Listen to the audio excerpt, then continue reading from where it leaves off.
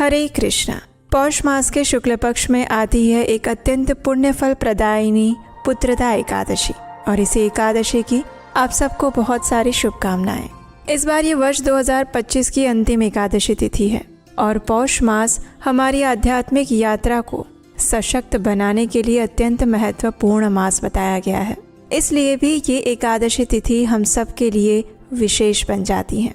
तो चलिए इसी पौष मास की पुत्रदा एकादशी के उपलक्ष्य में हम उसी से जुड़ी हुई इस पौराणिक कथा का श्रवण करते हैं।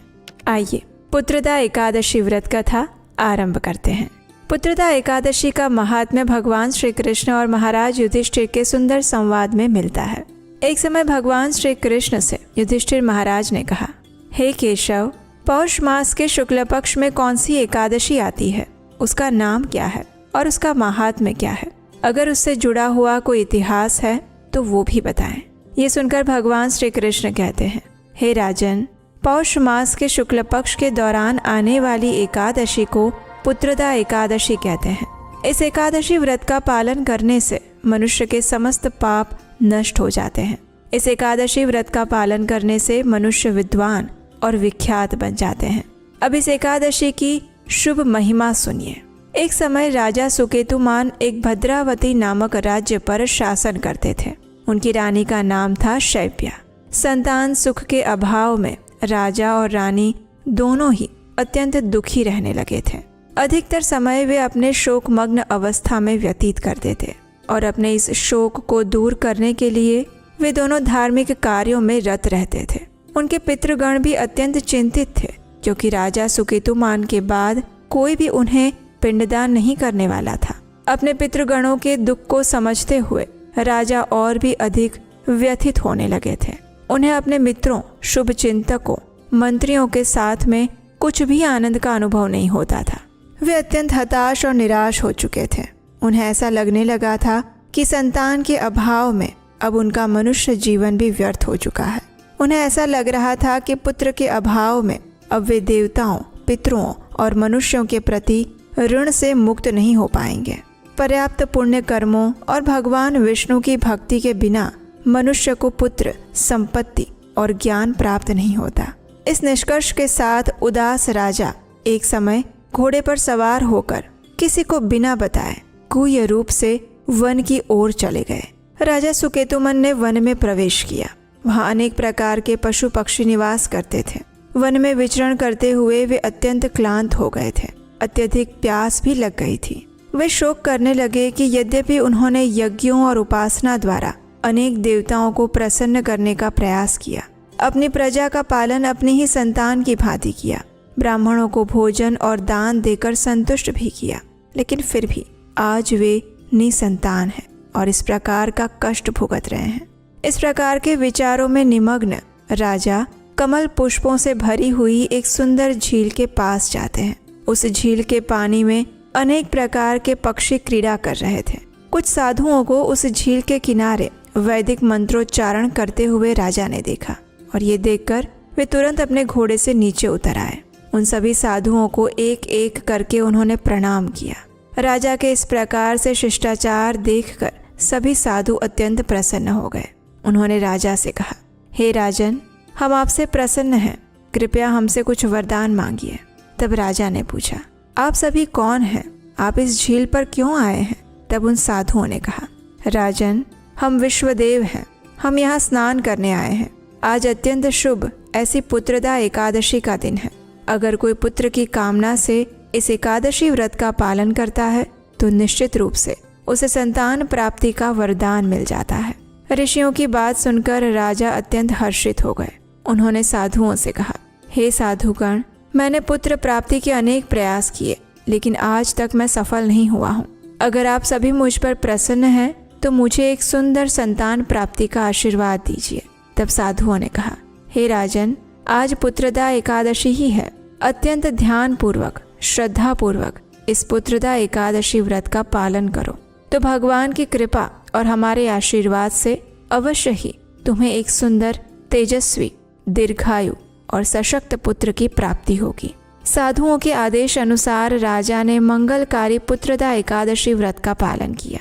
अगले दिन उसने निर्धारित समय के अंदर इस व्रत का पारण भी किया। बार बार साधुओं को प्रणाम करके राजा अपने राजमहल में वापस लौट आए। कुछ समय बाद रानी शैव्या गर्भवती हो गई। व्रत के पालन द्वारा राजा सुकेतुमान को एक पुण्यवान और तेजस्वी पुत्र प्राप्त हुआ और उसके बाद राजा सुखपूर्वक राज्य का शासन करने लगे और उनके पितृगण भी संतुष्ट हो गए। इस कथा का समापन करते हुए भगवान श्री कृष्ण कहते हैं, हे राजा युधिष्ठिर, इस पुत्रदा एकादशी के पालन द्वारा मनुष्य को संतान और स्वर्गलोक दोनों की प्राप्ति हो जाती है। ये एकादशी अत्यंत पुण्यफल प्रदायिनी है और इसलिए प्रत्येक मनुष्य को पूर्ण मनोभाव, नियम और श्रद्धा पूर्वक इस पुत्रदा एकादशी व्रत का पालन करना चाहिए। तो ये थी हमारी आज की पुत्रदा एकादशी की पौराणिक कथा। आशा है ये कथा आपको अच्छी लगी होगी और आप सब ने भी इस पुत्रदा एकादशी व्रत का पालन करने का संकल्प लिया होगा। और हाँ, अगर आप हमारे इस वैदिक ज्ञान के प्रचार कार्य की सराहना करते हैं और इस कार्य में अपना योगदान देना चाहते हैं तो स्क्रीन पर नंबर दिया गया है, वहाँ आप हमें आर्थिक रूप से अपनी सहायता भेजकर भी हमारा उत्साह बढ़ा सकते हैं।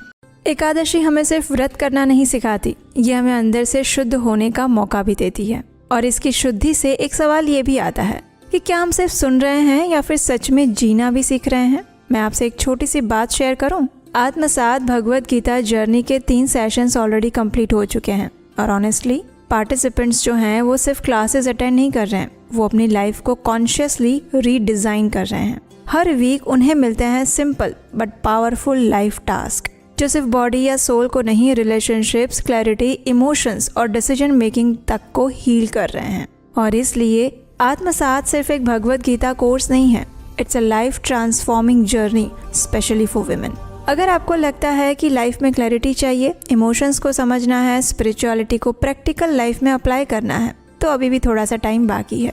अभी भी आप इस सेक्रेट जर्नी का हिस्सा बन सकते हैं, because every woman deserves inner strength, clarity and conscious living. Detail description में मिल जाएगी। अगर दिल ने हाँ कही है तो इसे इग्नोर मत कीजिएगा, जल्दी से अभी भी रजिस्टर कर सकते हैं।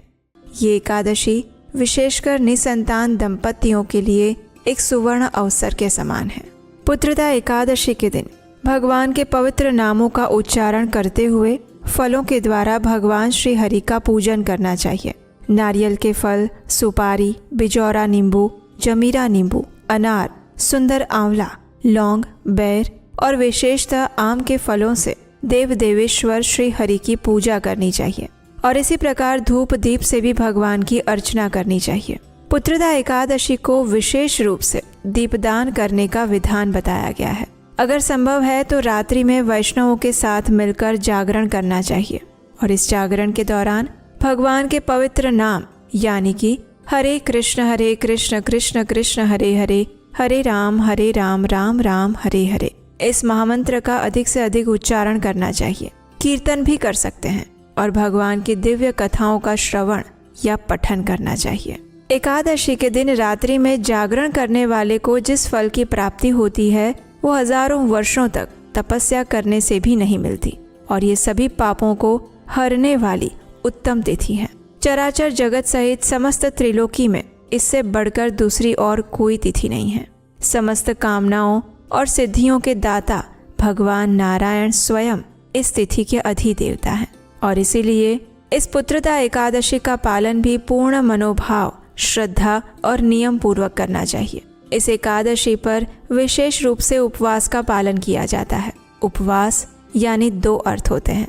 उप यानी नजदीक और वास यानी रहना, यानी इस दिन अधिक से अधिक भगवान श्री हरि के नजदीक रहा जाता है।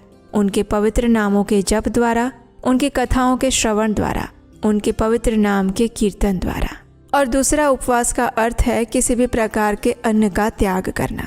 एकादशी के दिन हम किसी भी प्रकार के अन्न जैसे कि गेहूँ, चावल, दाल, फलियाँ इत्यादि सब्जियाँ, इन सब को ग्रहण नहीं करते।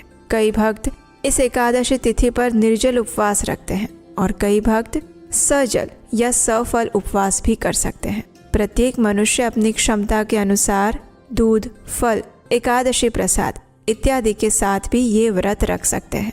सूतक काल में भी ये व्रत रखा जा सकता है और पीरियड्स में भी रखा जा सकता है। बस आपको भगवान की प्रत्यक्ष सेवा पूजा अर्चना नहीं करनी है, लेकिन इस दिन उपवास रख सकते हैं, भगवान की कथा का श्रवण कर सकते हैं, इस एकादशी कथा को सुन सकते हैं और पढ़ सकते हैं और अधिक से अधिक हरे कृष्ण महामंत्र का जप कर सकते हैं। ये नियम सभी के लिए समान रूप से लाभदायी है। एकादशी के दिन इस पुत्रदा एकादशी की कथा का श्रवण अवश्य करना चाहिए। अगर संभव हो सके तो उसे दिन में सुबह और संध्या के समय शाम में दोनों समय इस एकादशी कथा का श्रवण करना चाहिए। और ऐसा कहा जाता है कि जो भी मनुष्य इस पुत्रदा एकादशी के महात्म्य को पढ़ता है या फिर सुनता है, उसे अग्निष्टोम यज्ञ करने का फल प्राप्त हो जाता है। तो ये थी हमारी पुत्रदा एकादशी के विषय में संपूर्ण जानकारी और इसकी पौराणिक प्राचीन कथा। हमें आशा है कि आज का ये वीडियो आपके लिए उपयोगी साबित हुआ होगा और आप सब ने भी इस पुत्रदा एकादशी के संकल्प के साथ भगवान श्री हरि को प्रसन्न करने का प्रयास किया होगा। अगर ये वीडियो अच्छा लगा है तो इसे लाइक करके अपने मित्रों और परिवारजनों को शेयर कर दीजिए। और अगर पहली बार इस चैनल पर आए हैं